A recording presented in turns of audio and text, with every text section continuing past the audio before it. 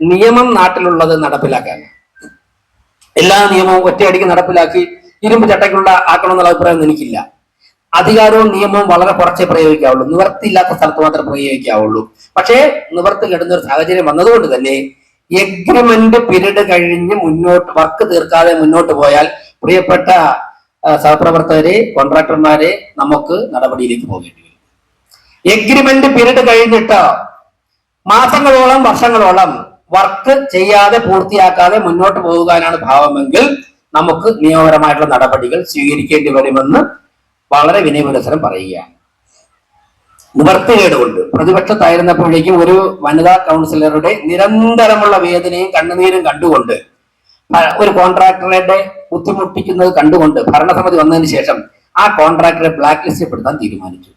Black ലിസ്റ്റിൽ പെടുത്താൻ വേണ്ടിയുള്ള ചർച്ച ആരംഭിച്ചപ്പോൾ കോൺട്രാക്ടർ അറിഞ്ഞു. പിന്നെ ഈ നാട്ടിലുള്ള പ്രധാനമന്ത്രി വഴി എല്ലാ നേതാക്കന്മാരെ കൊണ്ട് വിളിപ്പിച്ചിട്ട് ഞാൻ എന്ത് ചെയ്യണം, ഇന്നസെന്റ് ചോദിച്ചോളൂ, കുറച്ചുകൂടെ നേരത്തെ പുറപ്പെടണോ, ഞാൻ വർക്ക് ഇന്നലെ ചെയ്യണോ, ടാറ് കുറച്ചുകൂടെ കൂടുതൽ ഒഴിക്കണോ എന്നൊക്കെ ചോദിച്ചിട്ട് അന്ന് ഞാൻ കോട്ട് വിട്ടിട്ട് ഡയസിൽ കയറുന്നതിന്റെ ആ നിമിഷം വരെ ആ അജണ്ട മാറ്റി വെക്കണമെന്ന് പറഞ്ഞു. എത്രത്തോളം അജണ്ട മാറ്റി വെക്കണമെന്ന് പറഞ്ഞു, അത്രത്തോളം ആവേശത്തിൽ അദ്ദേഹത്തെ കരിമ്പട്ടിപ്പെടുത്തിയിട്ടുണ്ട്. അവിടെ നിന്ന് ഒരു മനസാക്ഷിക്കുത്തിന്റെ ആവശ്യമില്ല, ഒരു മനസാക്ഷിക്കുത്തിന്റെ ആവശ്യമില്ല. അവിടെ എന്തിനാണ്? കാരണം ആ വനിത, ആ കൗൺസിലർ രാത്രി ഉറക്കമില്ലാതെ 2023-ലും 2025-ലും 2024-ലും ഈ ഒരു റോഡ് ടാർ ചെയ്യിക്കാൻ വേണ്ടി ആ കൗൺസിലറെ നിരന്തരം വിളിച്ച് അവർ കരഞ്ഞുകൊണ്ട് നടക്കും. ഞാൻ കണ്ടാ നേരിട്ട് കണ്ടതാ. അങ്ങനെ ഒരു ടീം ഇരുന്നപ്പോ എല്ലാവർക്കും ബോധ്യപ്പെട്ടതാ എന്തിനാ അവിടെ വിട്ടുവീഴ്ച ചെയ്യേണ്ട ആവശ്യം, എന്തിനാണ് അവിടെ വിട്ടുവീഴ്ച ചെയ്യേണ്ടത്. അപ്പൊ എന്തിനാ കാലു പിടിക്കണത്? എന്തിന് മേയറത്തോടുമ്പോ എന്നിട്ട് ഒരു ബില്ല് പാസ്സാക്കാൻ തൊഴേണ്ട ആവശ്യമൊന്നുമില്ല. നിങ്ങൾ ജോലി ചെയ്താൽ നിങ്ങൾ അവകാശമാണ്, അത് എന്റെ ഔദാര്യമൊന്നുമില്ല. ഞാൻ ചെയ്തു കൊടുക്കുന്നത് എന്റെ ഉത്തരവാദിത്തമാണ്. ചെയ്തില്ലെങ്കിൽ ഞാൻ നിങ്ങളെയാണ് തൊഴേണ്ടത്. അത് പറ്റിപ്പോയി, അബദ്ധം പറ്റിപ്പോയി. അതുകൊണ്ട് തന്നെ ഇങ്ങനെയുള്ള എഗ്രിമെന്റ് പീരീഡ് കഴിഞ്ഞാൽ സ്റ്റാൻഡിംഗ് കമ്മിറ്റി ഏത് സമയം തീരുമാനിച്ചാലും അടുത്ത ആക്ഷനിലേക്ക് ഞങ്ങൾ പോകും. അവിടെ പിന്നെ വിഷമം ഉണ്ടായിട്ട് കാര്യമില്ല. പല പോയിന്റുകളും ഇതിൽ സംസാരിക്കണം എന്നോട് പലരും പറഞ്ഞിട്ടുണ്ട്. ഇപ്പോ സെലക്ഷൻ നോട്ടീസ് നിങ്ങൾക്ക് കിട്ടാനായിട്ട് വൈകുന്ന എന്നുള്ള പറയുന്നുണ്ട്. അതോടൊപ്പം തന്നെ സെലക്ഷൻ നോട്ടീസ് പലരും കൈപ്പറ്റാനും താമസിക്കുന്നു എന്ന് പറയുന്നുണ്ട്. കാരണം കൈപ്പറ്റായിരുന്നാൽ പിന്നെ കുറച്ചുകൂടെ നീണ്ടു കിട്ടുമല്ലോ. ഇല്ല, കൈപ്പറ്റിക്കാൻ വേണ്ടി നിയമപരമായിട്ട് എന്ത് ചെയ്യാന്ന് ഞങ്ങൾ ആലോചിക്കും. സെലക്ഷൻ നോട്ടീസ് മനഃപൂർവ്വം വഹിക്കുന്ന ഉദ്യോഗസ്ഥരുണ്ടെങ്കിൽ അവരെ ഉദ്യോഗസ്ഥ തലത്തിൽ ഞങ്ങൾ അവരോട് സംസാരിക്കാം, അല്ലെങ്കിൽ അവരോട് അതിനെ കൊണ്ട് കാര്യങ്ങൾ ചെയ്യിക്കാനുള്ള ഏർപ്പാട് ചെയ്യാം. വർക്ക് ഓർഡർ, ഇതൊക്കെ ഡിലേ വരുത്തുന്ന ചില പരിപാടികളുണ്ട്.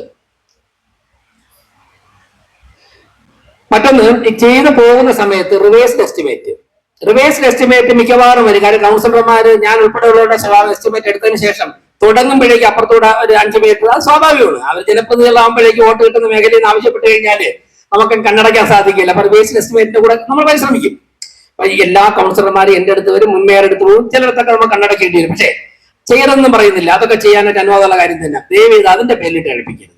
എടുക്കണമെങ്കിൽ നിങ്ങൾ തന്നെ കൂടെ നിന്ന്, ജീവനക്കാരുടെ വർക്ക് ലോഡ് ഉണ്ട് എല്ലാവർക്കും, ഒരുപാട് നല്ല ജീവനക്കാരുണ്ട്, അവർക്കൊക്കെ നല്ല വർക്ക് ലോഡ് ഉണ്ട്. നിങ്ങൾ തന്നെ പരമാവധി വേഗത്തിലാക്കി നവംബർ കൊണ്ട് നമുക്ക് വർക്ക് പൂർത്തിയാക്കാനുള്ള സാഹചര്യം ഉണ്ടായാൽ അടുത്ത ഘട്ടം കാര്യങ്ങളിലൊക്കെ തന്നെ നമുക്ക് എളുപ്പത്തിലാക്കാൻ സാധിക്കും. അപ്പോ ഇത്രയും കാര്യങ്ങളാണ് മെയിനായിട്ട് എനിക്ക് സൂചിപ്പിക്കാനുള്ളത്. ഏകദേശം കാര്യങ്ങളൊക്കെ വന്നു. ഇതിലപ്പുറം ഇനി പറയേണ്ട കാര്യം, എല്ലാവരും കാര്യങ്ങളൊക്കെ മനസ്സിലായി. ഈ ഭരണസമിതിയുടെ പോളിസി നിലപാടും എന്താണെന്ന് ബോധ്യമായി കഴിഞ്ഞു. ഞാനിത് പറയുന്നതിന് കാരണമുണ്ട്. കാരണം കോടിക്കണക്കിന് രൂപയുടെ വർക്കാണ് ചെയ്തിട്ട് പൂർത്തിയാതെ കിടക്കുന്നത്. 100 കണക്കിന് കോടി രൂപയുടെ കെട്ടിടങ്ങളാണ് ഈ കോർപ്പറേഷനിൽ പണി പൂർത്തിയാക്കിയിട്ട് ഉപയോഗിക്കാതെ കിടക്കുന്നത്. ഒന്ന് ആലോചിച്ച് നോക്കൂ. ഒരു നാട്ടിലെ ജനങ്ങളുടെ നികുതി പണം 100 കണക്കിന് കോടി രൂപ അവിടെയും ഇവിടെയും കോൺക്രീറ്റ് കുഴച്ചിട്ട് കെട്ടിടങ്ങൾ കെട്ടി, ചിലടത്ത് AC വെച്ചിട്ടുണ്ട്, ഇങ്ങനെ ഉപയോഗിക്കാതെ കിടക്കുന്നത്. അങ്ങനെ ഒരു നാടിന് എങ്ങനെ മുമ്പോട്ട് പോകാൻ സാധിക്കും? അങ്ങനെ നമ്മൾ ഒരു രൂപ ഒരു നേരത്തെ ഭക്ഷണം കഴിക്കാതെ എത്രയോ പേര് ഇപ്പൊ കുട്ടികൾക്ക് ബാഗ് കൊടുത്ത് മേയർ കെയർ പദ്ധതിയിൽ എന്ത് ഈശ്വര അനുഗ്രഹം കിട്ടിയത് വരെയാണെന്ന് അറിയാം. ഓരോ കുട്ടികളെ വാങ്ങിച്ചുകൊണ്ട് ഒരു 1000-1200 ബാഗും കിറ്റുമാണ് നമ്മൾ കൊടുത്തത്. അപ്പൊ ഇങ്ങനെ ജനങ്ങൾ പണമില്ലാതെ നിറയിക്കുമ്പോഴേക്കും നമുക്ക് ഹൃദയമുള്ള ആർക്കാ ഇങ്ങനെ ഇത് ചെയ്യാൻ സാധിക്കുന്നത്? കോർപ്പറേഷന്റെ അസറ്റ്, കോടിക്കണക്കിന് രൂപയുടെ അസറ്റ് പാഴായി പോവുകയാണ്. ചെറിയൊരു ഉദാഹരണം പറയാം. നമ്മുടെ ബോർഡുകൾ ലേലം കൊടുക്കുന്ന പരിപാടിയുണ്ട്. ഈ ബോർഡിന് ടാക്സ് പിരിക്കുന്ന പരിപാടി ഉണ്ടല്ലോ, അത് കൊടുത്തിരുന്നു. അപ്പൊ പലപ്പോഴും പലരും പല അഭിപ്രായങ്ങൾ പറഞ്ഞു. ഈ കടകളുടെ സ്ഥാപനങ്ങളുടെ ബോർഡ് വെച്ചേക്കണെങ്കിൽ ഒരെണ്ണം വയ്ക്കാം, ബാക്കിയുള്ളതിന് നിശ്ചിത നികുതി കൊടുക്കണം. അതിന് കോർപ്പറേഷൻ സാധാരണ ടെൻഡർ ചെയ്യണേ ചെയ്യുന്നത്. ഏതെങ്കിലും ഒരു കോൺട്രാക്ട് കഴിഞ്ഞതിന് 40 ലക്ഷമോ 42 ലക്ഷം രൂപയ്ക്കായിരുന്നു ഒരു വർഷം പിടിച്ചിരുന്നത്. അവർ സ്റ്റാഫിനെ വെച്ച് പണം ചെലവാക്കി പിടിക്കും. അപ്പൊ പലരും പറഞ്ഞനുസരിച്ച് അതിനെ വീണ്ടും ടെൻഡർ ചെയ്യണമെന്ന് പറഞ്ഞു. അപ്പം ഫിനാൻസ് സ്റ്റാൻഡിംഗ് കമ്മിറ്റി മുമ്പാകെ ആ വിഷയം വന്നു. ഫിനാൻസ് സ്റ്റാൻഡിംഗ് കമ്മിറ്റി സ്ഥാപനങ്ങളൊക്കെ തന്നെ, വാടക കുറഞ്ഞ സ്ഥാപനങ്ങളൊക്കെ തന്നെ വീണ്ടും ലേലം ചെയ്യാൻ തീരുമാനിച്ചു. ഞാൻ ഇന്നലെ നടന്നൊരു കാര്യം നിങ്ങളുടെ അറിവിലേക്ക് പറയുകയാണ്. 40 ലക്ഷം സാധാരണ 10% കൂട്ടി 47 ലക്ഷം രൂപയാവും. ടെൻഡർ ചെയ്തപ്പോഴേക്കും വേറെ ഒരു പരിശ്രമമില്ല. ടെൻഡർ ചെയ്തപ്പോഴേക്കും ഇന്നലെ പോയ എത്രയെന്ന് അറിയാമോ? 1,05,10,5 ലക്ഷം. ഫിനാൻസ് സ്റ്റാൻഡിംഗ് കമ്മിറ്റി ഇന്നലെ ചെയ്തപ്പോഴേക്കും 1,05,00,000 രൂപയ്ക്കാണ് പോയത്. ഒന്ന് ആലോചിച്ച് നോക്ക്. നമ്മൾ അങ്ങനെ ഒരു പരിശ്രമം നടത്താതിരുന്നുവെങ്കിൽ കോർപ്പറേഷന് കിട്ടേണ്ട ഏകദേശം 50-55 ലക്ഷം രൂപ കഷ്ടപ്പെട്ടു പോയാൽ അത് 44 ആവും. എത്ര കൂട്ടിയാലും നമ്മുടെ പരമ്പരാഗത സിസ്റ്റം അനുസരിച്ച് 40-44 ആവും. 10% കൂട്ടിയിട്ട് 44 1 5 44 കുറച്ച് നോക്കൂ. അപ്പൊ കോർപ്പറേറ്റ് എത്രയാ?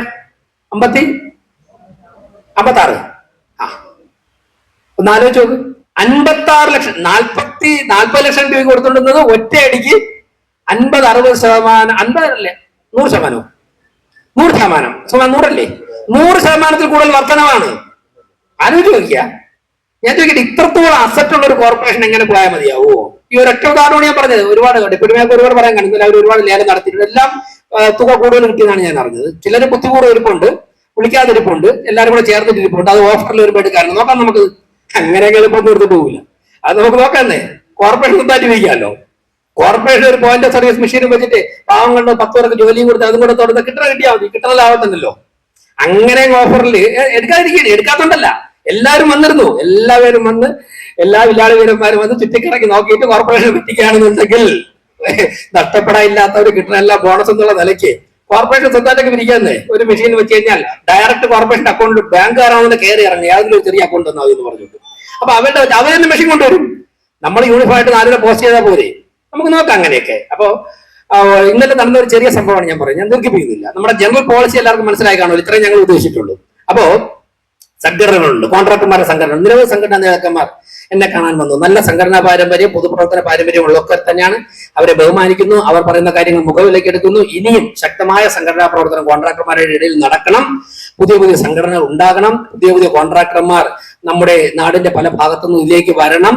ഇപ്പോഴുള്ള കോൺട്രാക്ടർമാർ ഒരുപാട് കാലം ഇവിടെ ഈ പ്രസ്ഥാനത്തിന് വേണ്ടി ജോലി ചെയ്ത കോൺട്രാക്ടർമാർ എന്തൊക്കെ പറഞ്ഞാൽ നിങ്ങളൊക്കെ നടത്തിയ നിർമ്മാണ പ്രവർത്തനത്തിന് മുകളിലാണ് ഞങ്ങളൊക്കെ ഇന്നിരിക്കുന്നത്. അത് അവർക്ക് പലർക്കും ആരോഗ്യ പ്രശ്നങ്ങളുണ്ട്. നമുക്ക് മാനസികമായ എല്ലാ പരിഗണനയും നൽകാം.